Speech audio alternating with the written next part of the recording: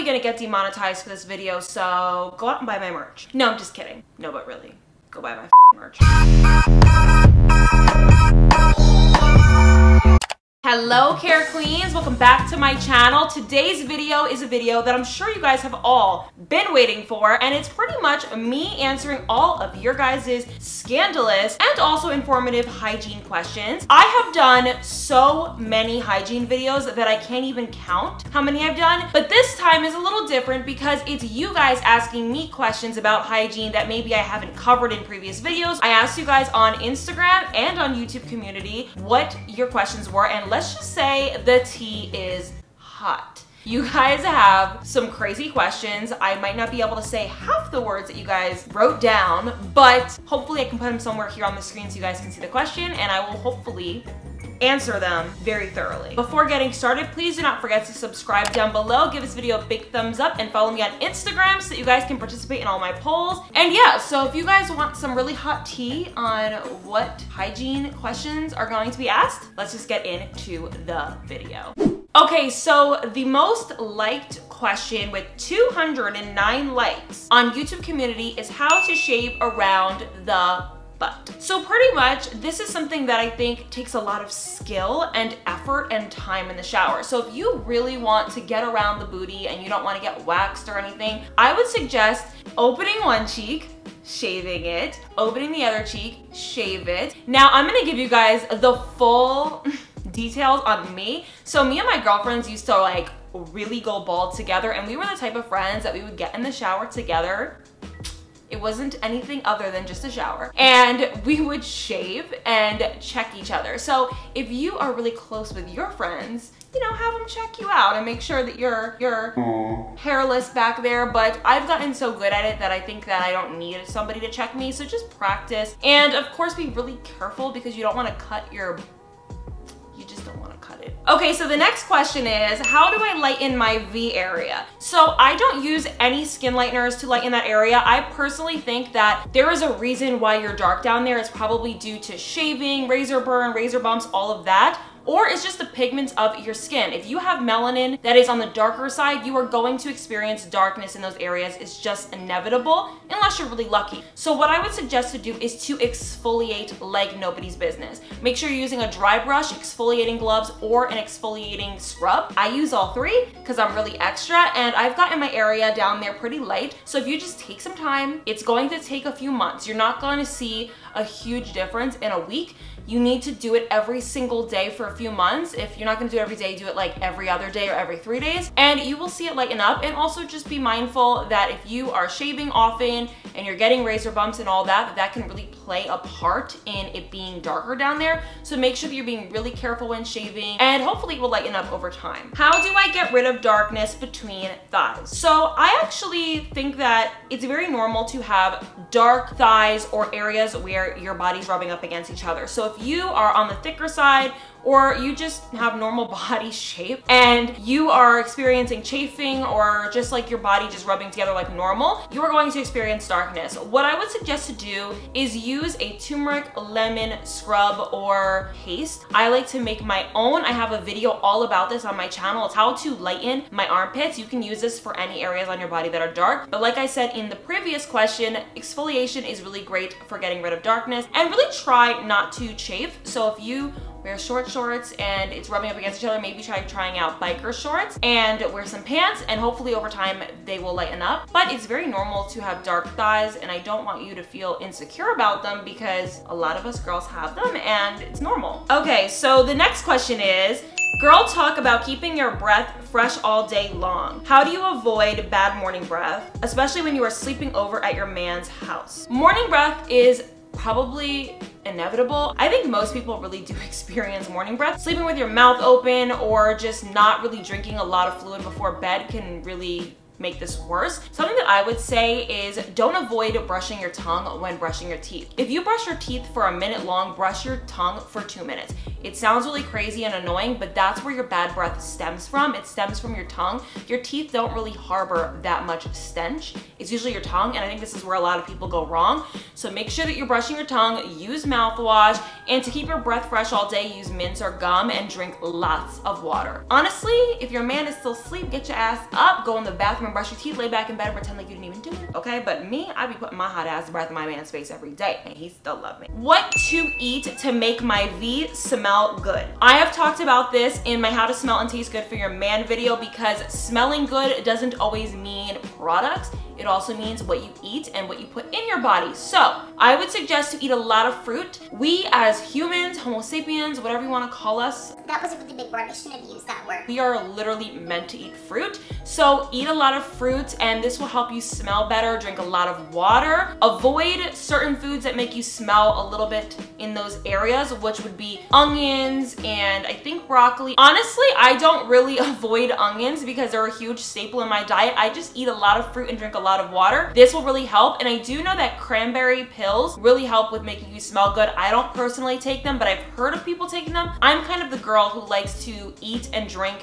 the things that I want to make me smell good, like naturally. So I'll have like actual cranberry juice or actual pineapple juice rather than taking the pills. But if you want to take pills, you guys can. You need to just eat really good. That's how you're gonna make it smell good. And eating good means fruits, veggies, water, all of that good stuff. That just kind of keeps your body cleansed. Yeah. Cleansed. Okay, so this is a really interesting question. Somebody wrote to me how to deal with flappy turkey looking kitty lips. You didn't have to expose yourself like that, baby girl. I literally cannot with some of these questions. So the anatomy says that your cootie cat, it's unique to you. I want you to start loving those flappy turkey lips, boo, and just, you know, make it look more zhuzh, you know, like zhuzh it up. If you have to do a vajazzle, do a vajazzle. But honestly, I'm sure you're just overthinking it, and I can't see you having turkey lips. I'm sure whoever is going to be going for that won't have a problem with it, because they all pretty much do the exact same thing. So don't worry about it. The next question is how to prepare yourself for a D appointment, head to toe, getting that body ready. I am going to be doing a D appointment video really soon, but I already have one on the channel. If you guys want to see it, I will link it somewhere up here so you guys can watch it, but I will do like a more out of the shower into the date routine so that you guys can kind of see head to toe exactly what I do. Okay, so this is a really interesting question. How to make your clothes smell nice, laundry hacks, which detergents and conditioners are the best. So I use Gain, and I also think what's really perfect and important to do when you are washing your clothes is to use a fabric softener. And when you are washing your whites and your grays, add bleach into it.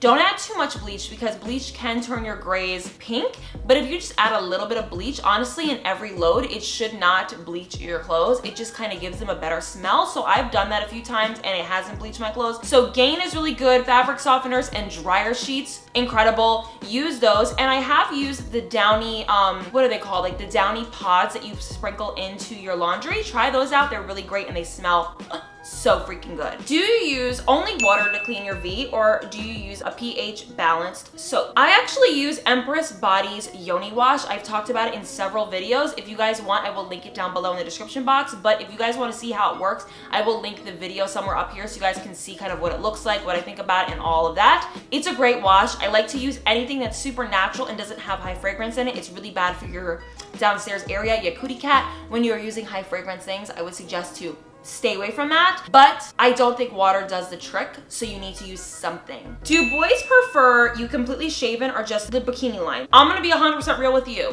Boys, as in under the age of probably 18 or 20, probably do want you completely bald, because they think that that's what a girl is supposed to look like. They watch a lot of PORN and they think, oh, that's what I want. But when you get to a certain age, baby, you are going to realize men take women in all different cuts, okay? You can get a nice little triangle down there, you can get a little stripe, you can honestly grow a full-blown bush and they won't care. So honestly, personally, it's up to you what you think looks best on your area. I usually completely shave it just because I like the way it looks and it feels better for me, because I think growing it out is just too itchy. But if you like to have it grown out and kind of a bushy, girl, try it out. How to make sure you don't have any dribble when leaving the toilet.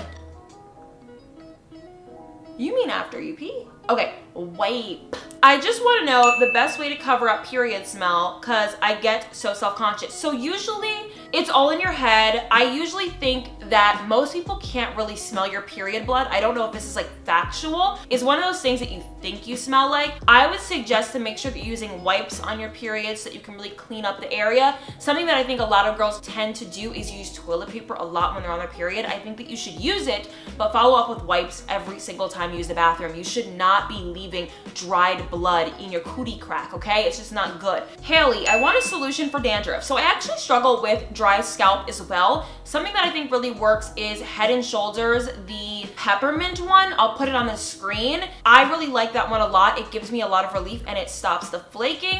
Trust me, I've been there. I'm not ashamed to say it. I do have dry scalp. I always have. So this will hopefully help you guys. If you really are struggling with dandruff to like a really bad degree, I would suggest to go to a dermatologist and they'll prescribe you with like special soap for your hair. I've heard that they work really well, so try those out, but try Head & Shoulders out first and see if you like it. How to prevent razor bumps down there. So I've talked about this several times. You need to use sharp razors. You need to make sure that you're shaving slowly. Use a shaving cream or a shaving oil to help make it slicker. Use an exfoliation before and after shaving and make sure that you're moisturizing constantly. This will hopefully help. Sometimes our hair just grows back into the skin. It does us dirty like that. I've been there, okay? And sometimes you kind of have to take a little tool and pick it out. Honestly, you should be able to get out all of those little stubborn hairs that get stuck in the skin with some exfoliation and exfoliation gloves. You just need to massage the area and soften up the skin around that area. Does everyone have stomach and lower back hair? If yes, how to remove it? Is shaving good? So yes, everyone has it. Some is more apparent than others. I would suggest to use Nair. It's super easy to remove and put on yourself, but honestly, just deal with it. Like I personally don't really shave my back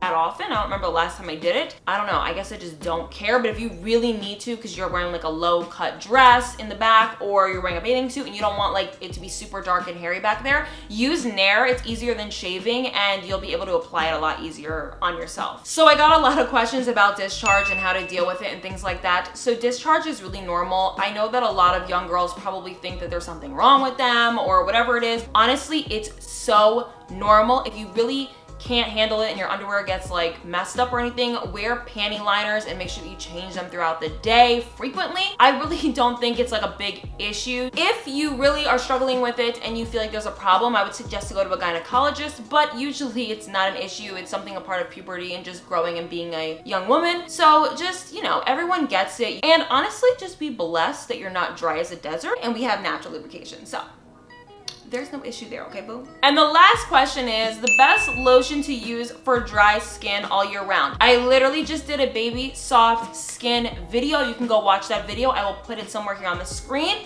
so that you guys can watch it. But if you want to know a lotion that I haven't mentioned, there is a lotion by Nivea that I think is like an amazing lotion for people who are struggling with like really dry skin. I personally don't struggle with really dry skin, so I don't need to use it, but I have used it in the past and it makes you so shiny. That's how incredibly moisturizing it is. And it's just a really great lotion, so definitely go pick that up. I will link it down below. But yeah, that's pretty much it. Okay guys, so I answered all of your very scandalous questions. If you guys want me to do a part 2 to this and you guys want me to answer the rest of the questions that I wasn't able to get to today, let me know down below and I will. And yeah guys, I hope that you really enjoyed this video. If you did, make sure to give it a big thumbs up, subscribe down below, and make sure to follow me on Instagram. And I will see you guys in my next video. Mwah.